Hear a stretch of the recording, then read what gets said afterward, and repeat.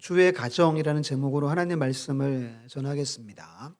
오늘 본문은 고난받는 시대에 속해 살아가는 그리스도인들이 어떤 모습으로 가정 생활을 해야 하는가에 대한 하나님의 말씀입니다.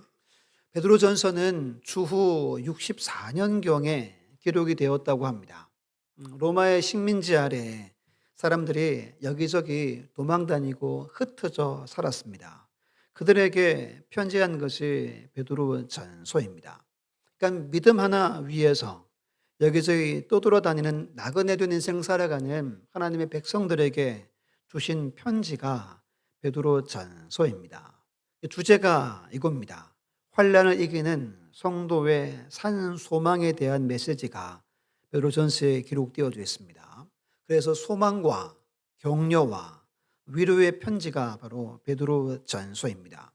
그중에 오늘 본문은 가정 생활에 대한 7구절을 함께 살펴보려고 합니다. 오늘은 아내에 대해서, 다음 주는 남편과 자녀 양육에 대해서 그렇게 2주에 걸쳐서 말씀을 살펴보려고 합니다.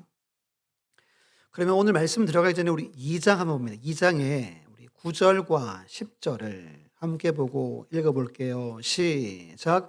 그러나 너희는 택하신 족속이요 왕같은 제사장들이요 거룩한 나라요 그의 소유가 된 백성이니 이는 너희를 어두운 데서 불러내어 그의 기이한 빛에 들어가게 하신 이의 아름다운 덕을 선포하게 하려 하심이라. 너희가 전에는 백성이 아니더니 이제는 하나님의 백성이요 전에는 긍휼을 얻지 못하였더니 이제는 긍휼을 얻은 자니라. 아멘. 이 말씀이 여러분들을 향한 말씀임을 믿습니까? 우리는 백성이 아니었습니다. 하지만 이제는 백성이 되었습니다. 우리는 긍휼을 얻지 못했지만 지금은 긍휼을 얻은 자입니다. 택하신 족속이며 거룩한 하나님의 나라요 그의 소유된 백성입니다. 쉽게 말하면 구원받은 자를 뜻하는 겁니다. 이렇게 9절 10절에 말씀하고 이 이후로 기록되는 모든 말씀은 이 말씀을 바탕으로 기록됩니다.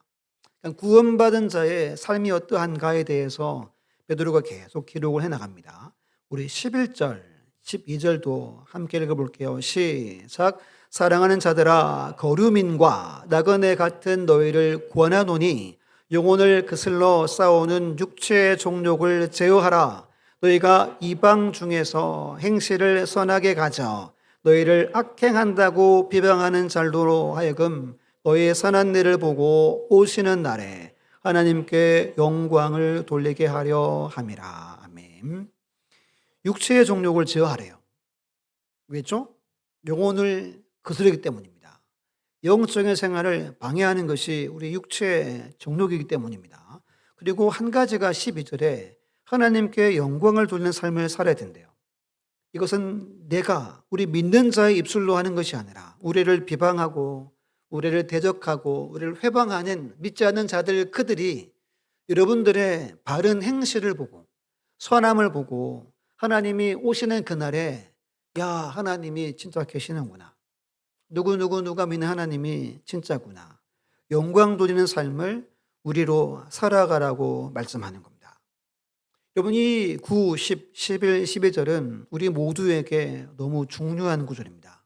늘 기억하셔야 하고 내가 누군지를 알아야 하고 내가 어떻게 살아가야 하는지를 분명히 우리에게 제시해 주는 중요한 말씀입니다. 그리고 쭉 기록해서 오늘 본문 이하까지 계속 이 주제로 말씀이 이어집니다. 그러면서 한 가지를 구체적으로 강조합니다.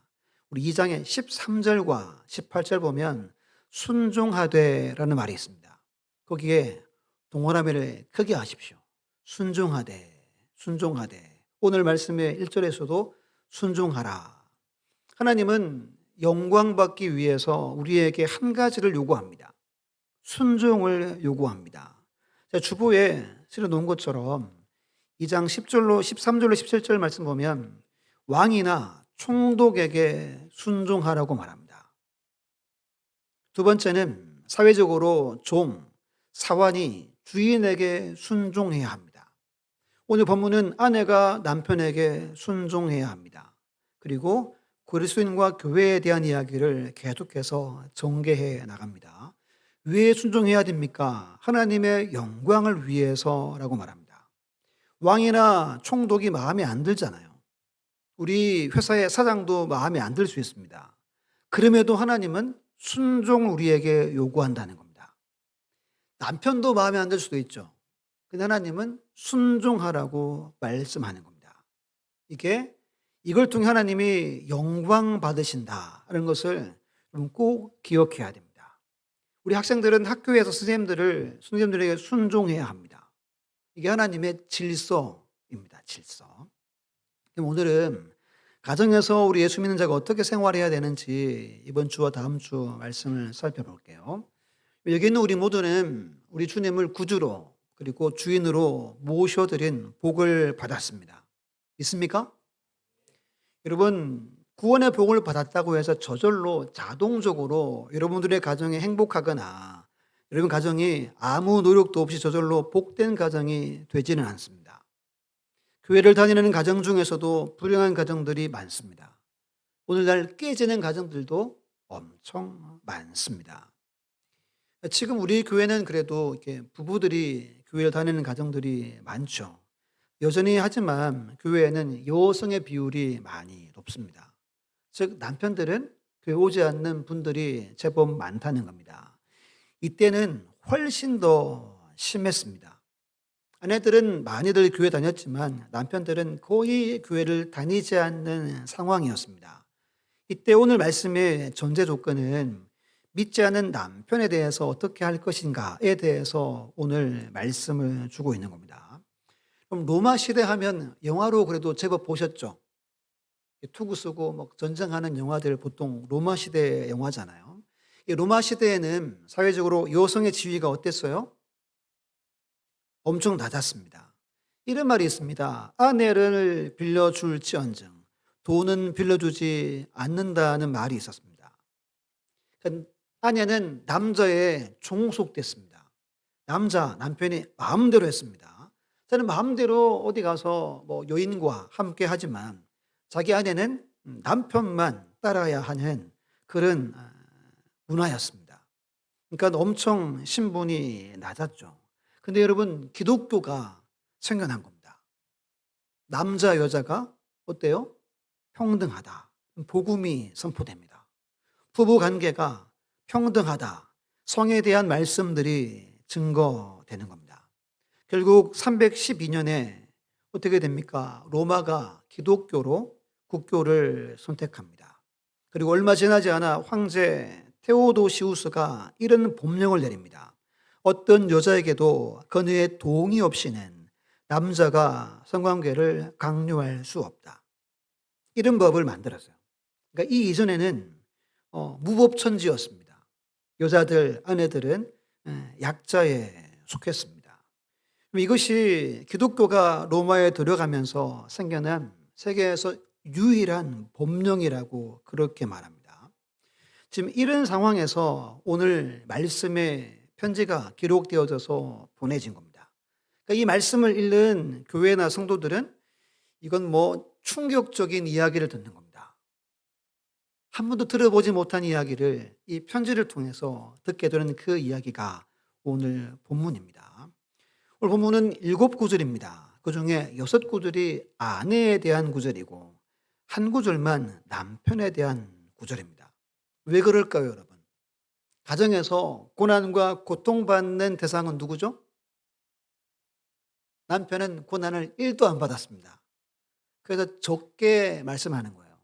많이 받는 아내를 위해서. 그리고 제 개인적으로 아내가 가정에서 너무 중요하기에 6구절을 성경은 할애하고 있는 겁니다.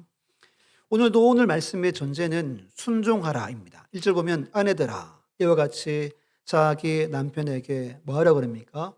순종하래요. 이와 같이 2장 9절로 이하에 계속 말씀하셨던 것처럼 우리가 구원받았으니까 우리가 하나님의 백성이니까 우리가 하나님의 영광을 위해서 여러분 남편을 위해서 순종하는 게 아닙니다. 하나님을 위해서 순종하라고 말씀하는 겁니다. 예수 믿는 사람은 직장에서도 순종해야 되지만 가정에서도 순종하라고 말씀하고 있는 겁니다. 여기 순종이란 단어는 우리 옛날 성경은 순복입니다. 순복. 지금은 순종인데요. 무엇 지위 아래, 무엇 위치 아래 자신을 둔다는 겁니다. 그러니까 이 순종이라는 말 자체가 질서의 중요성을 말합니다. 여성이 남성보다 열등하기 때문이 아닙니다. 하나님은 가정이 행복하기를 원합니다. 그리고 남자의 심리와 여자의 심리를 하나님이 잘 아시겠죠. 하나님은 질서를 사랑하시고 그 남자 여자의 특징에 따라서 오늘 이 말씀을 우리에게 허락한 겁니다. 가정이 행복하기 위해서 이 말씀을 잘 새겨 들으셔야 하는 겁니다. 그러면 오늘 베드로를 통해서 세 가지를 말합니다. 왜 아내인 여러분들이 남편에게 순종해야 하는지에 대한 세 가지입니다. 우리 첫 번째 함께 읽어볼게요. 시작. 주님의 명령이다. 그럼 명령입니다. 하나님의 명령입니다. 명령에는 우리가 뭐 할 수 없어요? 토달릴 수 없는 겁니다. 지금부터 본론인데 여러분 중에 목사님 왜 이런 말씀을 하시지? 이 구닥다리 말씀을 하시지? 아니면 우리 아이들 중에 이건 굴인데 할 수 있는 내용입니다. 근데 이 말씀은 하나님의 뭐라고요? 명령입니다.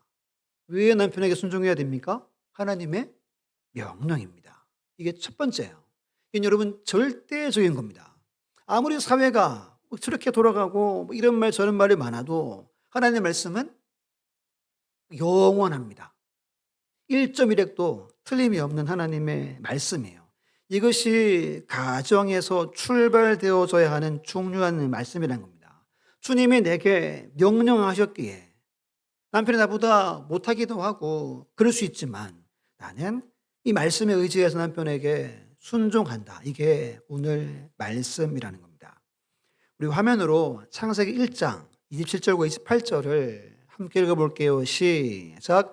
하나님이 자기 형상 곧 하나님의 형상대로 사람을 창조하시되 남자와 여자를 창조하시고 하나님이 그들에게 복을 주시며 하나님이 그들에게 이르시되 생육하고 번성하여 땅에 충만하라. 땅을 정복하라. 바다의 물고기와 하늘의 새와 땅에 움직이는 모든 생물을 다스리라 하시니라. 아멘. 남자 여자를 창조하시고 그 다음 절 28절에 그들에게, 이 말은 똑같은 권한을 주셨다는 겁니다. 동일한 권한을 남자 여자에게 주셨다는 거예요. 우리 갈라디아 3장 28절 우리 형제들이 한번 읽어볼게요. 시작.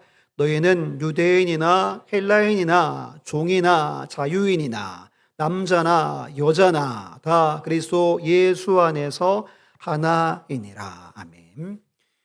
차등이 없습니다. 남자 여자는 동일합니다. 평등합니다. 결코 여성이 열등하다고 성경은 말하지 않습니다. 그럼에도 불구하고 성경은 질서의 중요성을 가르칩니다. 가정에서의 머리는 남자라는 겁니다. 그렇다고 여러분 남편이 아내를 마음대로 독재하는 것처럼 옛날 가부장적인 가정처럼 하라는 말씀은 결코 아닙니다.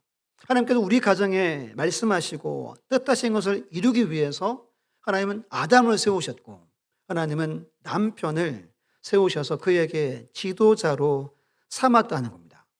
하나님이 그렇게 삼으신 거예요.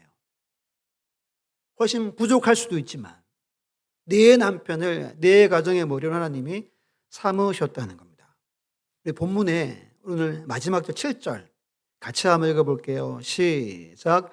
남편들아 이와 같이 지식을 따라 너희 아내와 동거하고 그를 더 연약한 그릇이요 또 생명의 은혜를 함께 이어받을 자로 하라. 귀히 여기라. 이는 너희 기도가 막히지 아니하게 하려 함이라. 아멘. 이 중간에 보면 함께라는 말이 있습니다. 동일하면 해보세요. 남편이든 아내든 생명의 은혜를 함께 받는 겁니다. 함께. 전혀 차별이 없습니다. 여성이 열등하지도 않고 남성이 우월하지도 않습니다. 그러면서 성경 신구역에서는 질서를 계속해서 강조하는 겁니다. 이 첫 번째 문제는 질서의 문제입니다. 질서. 누가 위에 있고 누가 밑에 있는 문제가 아닙니다. 하나님의 기뻐하시는 가정, 행복한 가정을 위해서는 남편의 지도력을 우리가 인정해 줘야 한다는 겁니다. 그에게 그를 세워주고 그에게 권위를 부여해주고, 이것이 가정의 행복이 달려있는 겁니다. 오늘날 많은 가정에 깨워지고 불행한 가정이 많습니다. 그 이유가 저는 여기에 있다고 생각합니다. 이 질서가 무너진 겁니다. 질서가 없는 거예요. 질서가. 예를 들면 여러분, 성부 하나님과 성자 하나님은 성자 하나님이 열등하신 분입니까? 어때요? 어떻죠? 동등하시죠. 동등하다라고 빌립보서에서 분명히 말씀합니다. 그럼에도 하나님은 아들 하나님을 이 땅에 보내십니다. 또 아들 하나님 예수님은 어떻게 합니까? 하나님의 뜻이 아니면 아무것도 안 한다 그랬어요. 아버지 뜻만 행한다라고 말합니다. 그리고 다 이루시고 영광은 누구한테 돌립니까? 아버지 하나님께만 영광을 돌립니다.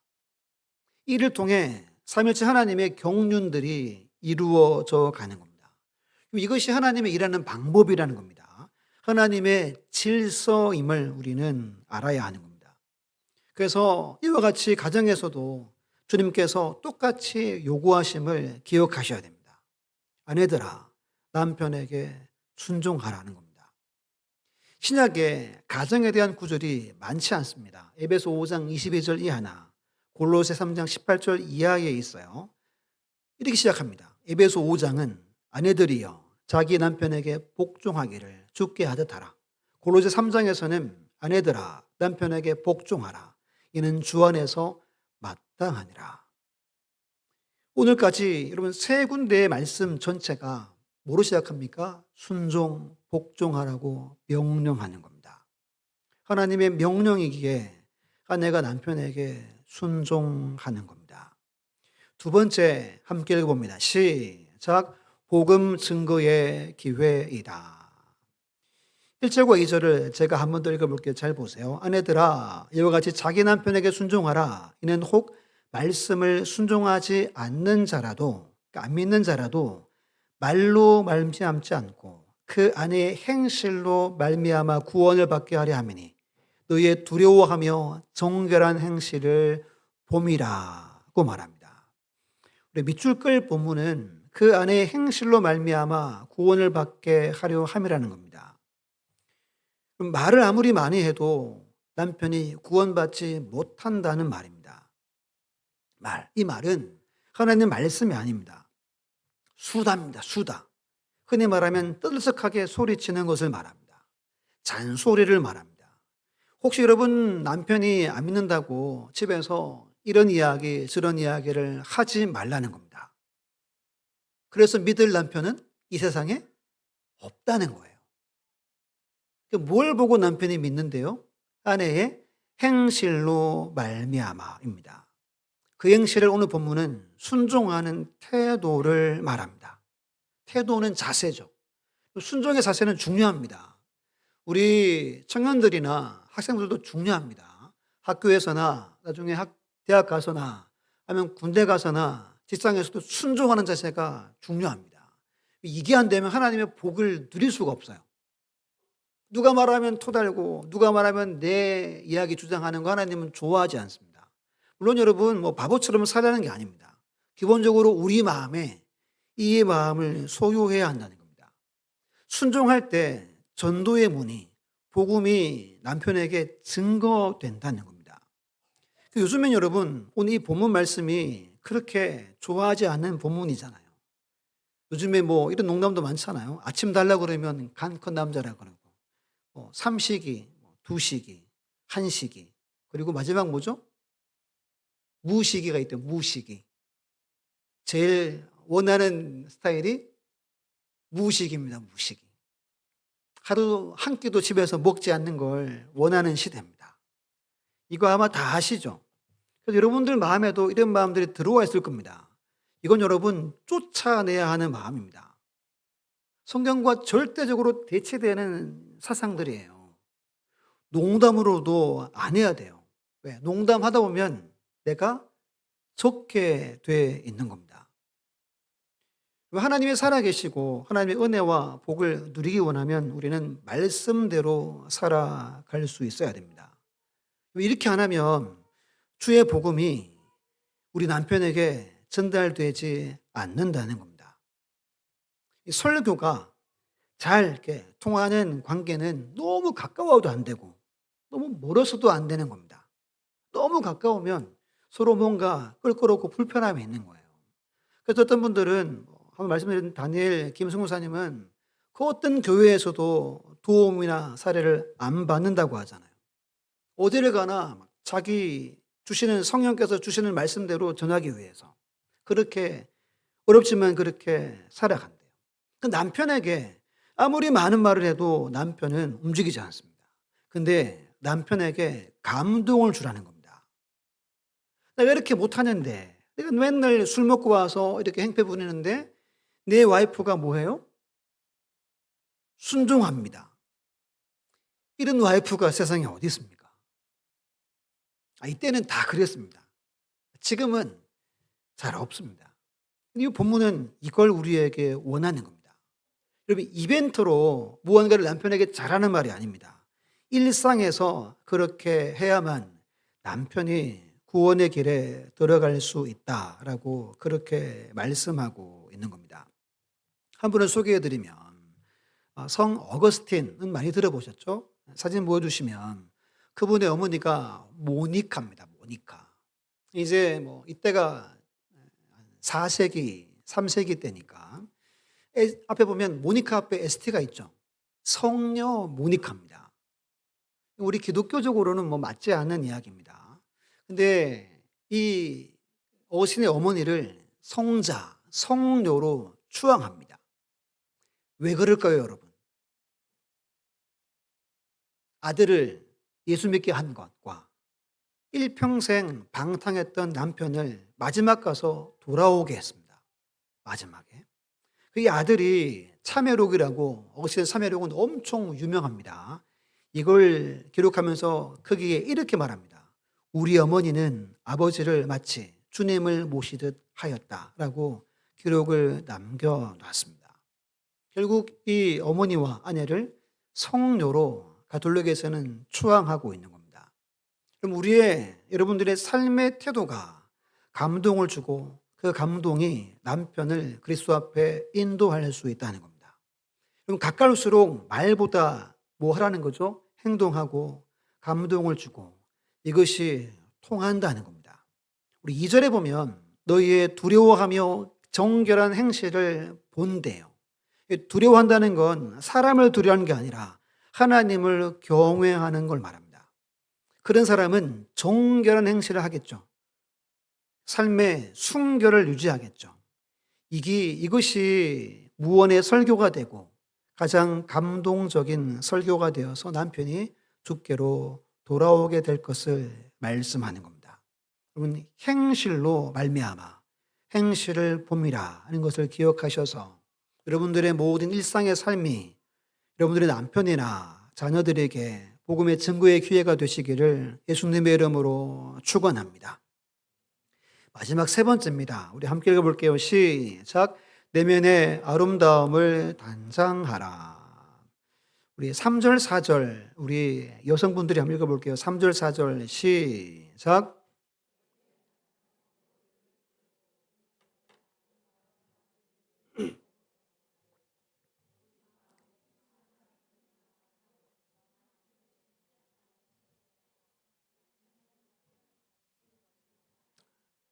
아멘.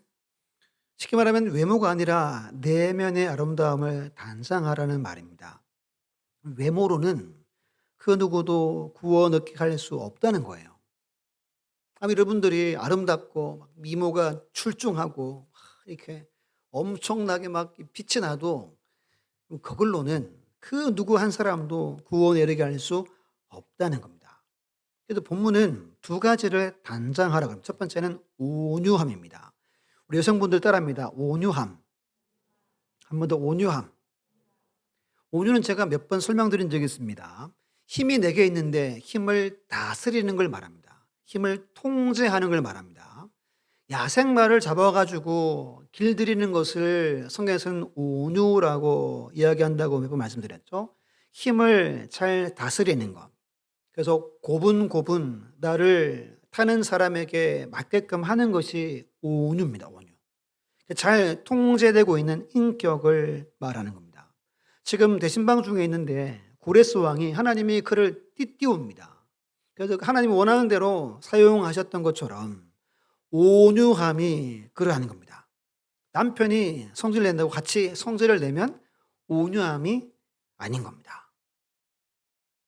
온유함 하면 대표적으로 누가 제일 먼저 떠오릅니까? 나는 마음이 온유하고 겸손하니. 우리 주 예수님이 온유하셨습니다. 그래서 하나님의 능력이 있지만 십자가를 끝까지 담당하신 겁니다. 두 번째는 안정입니다. 안정. 안정은 고요하다라는 뜻입니다. 이분이 참 중요한 것 같아요. 고요한 영성을 말합니다.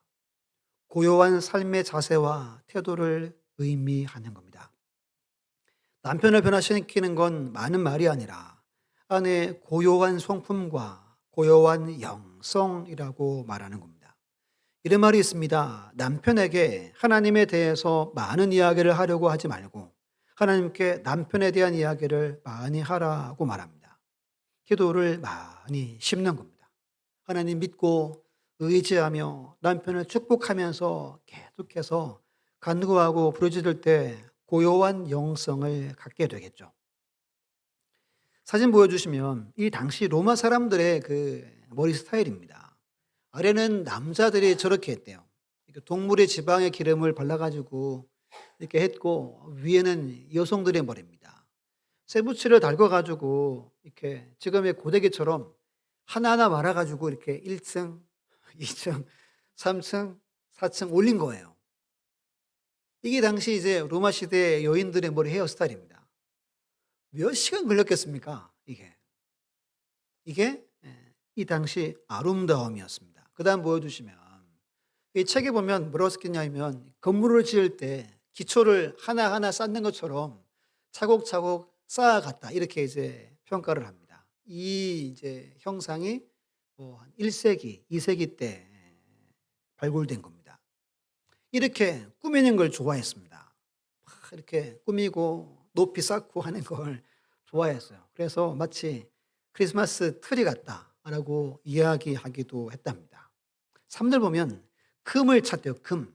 이 말은 금을 둘렀다는 말입니다. 손가락에 금 가락들 다 끼고 목에 막 귀에 온몸에 머리에도 장신구로 뭘 둘러쌌다고요? 금을 둘러쌌대요. 이게 이 당시 지체 높다고 하는 로마 사회 여인들의 모습을 말합니다. 여러분 단장이라는 단어가 있죠. 단장. 이 헬라어로 코스모스라는 단어를 씁니다. 이 단어는 우주라는 뜻을 가지고 있습니다. 우주. 질서 있는 우주를 일컬을 때 코스모스라고 하는 거예요. 이 단어에서 화장품 코스메틱이 나왔습니다. 그래서 화장은 여러분 어떻게 합니까? 질서 있게 해야 아름답습니다. 화장. 우리 중고등 친구들 화장하잖아요. 그치? 화장 어떻게 해야 된다고? 질서 있게 해야 예쁜 거예요. 많이 바른다고 예쁘지 않습니다. 예. 흉측해질 수도 있는 겁니다. 그럼 질서 속에 아름다움이 있다는 겁니다. 그러니까 계속 하나님은 무언가 질서를 우리에게 말씀하는 겁니다. 여러분 남편을 구원하기를 원하면 오늘 말씀을 마음에 잘 새기셔야 합니다. 그래서 외모가 아닙니다. 겉모습이 아닙니다. 내 내면. 내가 더 온유함을 갖고 내가 더 안정된 고요한 영성을 갖는 겁니다. 그럼 우리 남청년들이나 우리 남자, 우리 아이들은 어떻게 기도해야 됩니까? 어떻게 기도해야 돼요? 화려한 배우자가 아닙니다. 이 두 가지 온유하고 안정감이 있는 배우자를 지금부터 기도해야 하는 겁니다. 아무도 아멘 할 줄 알았습니다. 제가 청년들한테 그럽니다. 여러분 배우자 기도는 어떻게 하냐면 내가 지금 살고 있잖아요. 그리고 내 배우자도 살고 있습니다. 물론 안 살 수도 있습니다. 아직 안 태어날 수도 있어요. 기도를 하나님 제가 잘 살 테니까 언젠가 만날 내 배우자 지금 잘 살게 해달라고 기도해야 돼요. 그럼 이게 확 다가오는 거예요. 지금부터 기도를 하나하나 심어놔야 합니다. 4절 보시면 외모는 썩는 거라고 말합니다. 앞에 온유하고 안정된 건 썩지 않을 거라고 말하는 겁니다. 그럼 여러분 아내의 그 내면이 남편도 살리지만 자녀도 살릴 수 있음을 우리는 꼭 기억해야 합니다. 잠언 11장 22절을 함께 읽어볼게요. 시작. 아름다운 여인이 삼가지 아니하는 것은 마치 돼지코의 금고리 같으니라. 아멘. 아름다운 여인이 삼가지 않습니다. 이 말은 온유하지 않고 안정감을 쌓으려고 하지 않는 걸 말해요. 돼지코에 뭐래요? 금고리. 제가 사진 막 찾다가 2장 있는데 참 이건 제가 안 띄웠습니다. 인위적으로 이렇게 막 편집한 그림인데요. 잠언에서는 말하는 겁니다. 이렇게. 그리고 본문의 베드로는 그 예를 들어서 한 인물을 예를 듭니다. 우리 5절, 6절을 함께 읽어볼게요. 시작. 전에 하나님께 소망을 두었던 거룩한 부녀들도 이와 같이 자기 남편에게 순종함으로 자기를 단장하였나니 사라가 아브라함을 주라 칭하여 순종한 것 같이 너희는 선을 행하고 아무 두려운 일에도 놀라지 아니하면 그의 딸이 된 것이니라. 아멘. 옛날 일 말이죠. 옛날에 하나님을 소망했던 거룩한 아내들을 말합니다. 그들이 무엇으로 단장했대요? 남편에게 순종함으로 자기를 단장했대요. 그래서 모든 사람의 아버지인 아브라함의 아내인 열국의 어머니 그도 자기 남편을 주, 로드, 소문자 씁니다. 로드, 주인으로 그를 섬겼다는 겁니다. 근데 여러분 사라 이름의 뜻이 뭐냐 하면 여왕이라는 뜻입니다. 여왕. 여왕입니다. 자기 남편을 어떻게 모셔야 자기가 여왕이 됩니까?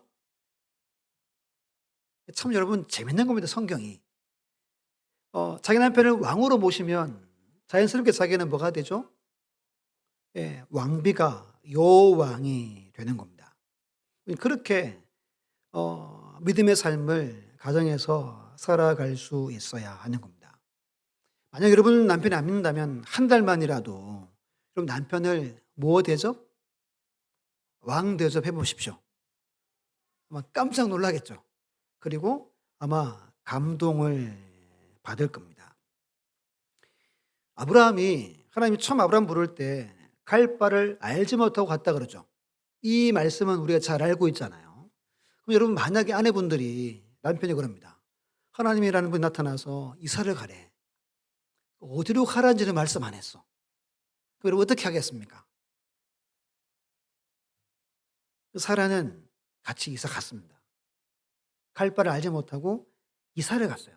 이게 여러분 우리처럼 뭐 옆 동네가 아니라 엄청나게 먼 거리를 이사를 떠났습니다. 아브라함이 있기 위해서는 누가 있었던 거죠? 사라가 있었던 겁니다. 사진 하나 마지막 보여주시면 이 사진이 무슨 사진인지 한번 보십시오. 천사 같은 존재가 칼을 들고 있고 수염난 누군가를 이렇게 지금 위협하고 저기 옆에서 쭈그려가지고 지금 애기한테 뭐 하고 있죠. 중요 부위에. 뭐 하는 것 같죠? 수요로우신 분들 아실 텐데, 수요로우신 분들. 하나님이 모세를 부르잖아요. 그래서 바로에게 가라. 가는 길에 숙소에서 쉬고 있는데 성에서는 여호와께서 찾아왔대요. 칼을 들고 누구를 죽이려고? 모세를 죽이려고. 그때 이 아내인 시보라가 한 가지를 깨닫습니다. 아, 우리 아들 할례 안 행했구나. 그래서 할례를 급하게 행하는 오래된 그림입니다. 수요일에 그랬잖아요. 분명 모세는 할례를 하자라고 했을 테고 누가 이걸 거부했다 그랬죠? 아내가 거부했어요. 굳이 뭐 할례를 해. 이 하찮은 거. 그 하나님은 하나님을 쓰기 위해서 창세기 17장에 아브라함에게 약속했죠. 할례는 대대 후손이 영원한 언약이라고 약속을 했습니다. 그래서 이 여인이 비로소 깨닫고 남편을 위해서 자기 아이에게 이제 포표를 벗깁니다. 당신은 참으로 내 피남편이로다. 이 말씀을 다 전했습니다. 여러분은 어떤 아내가 되기를 원하십니까? 어떤 가정을 세우기를 원하십니까? 잠언 31장 10절에 말합니다. 누가 현숙한 여인을 찾아 얻겠느냐? 그의 값은 진주보다 더하다 말합니다. 현숙한 여인은 오늘 말씀처럼 온유함을 갖고 안정감이 있는 고요한 영성의 여인입니다. 남편을 존중하고 권위를 세워주며 최종 결정권을 남편에게 내어주는 여인을 말합니다. 이 끝으로 잠언 31장 30절 31절을 읽고 말씀 마칩니다. 시작. 고운 것도 거짓되고 아름다운 것도 헛되나 오직 여호와를 경외하는 여자는 칭찬을 받을 것이라. 그 손의 열매가 그에게로 돌아올 것이요 그 행한 일로 말미암아 성문에서 칭찬을 받으리라. 아멘. 그래서 그 모든 아내분들과 장차 아내가 될 우리 모든 우리 자매들과 우리 어린 생명들이 어거스틴의 어머니 모니카처럼 오늘 잠언 31장의 현숙한 여인처럼 칭찬받는 모두가 다 되시기를 예수님의 이름으로 축원합니다.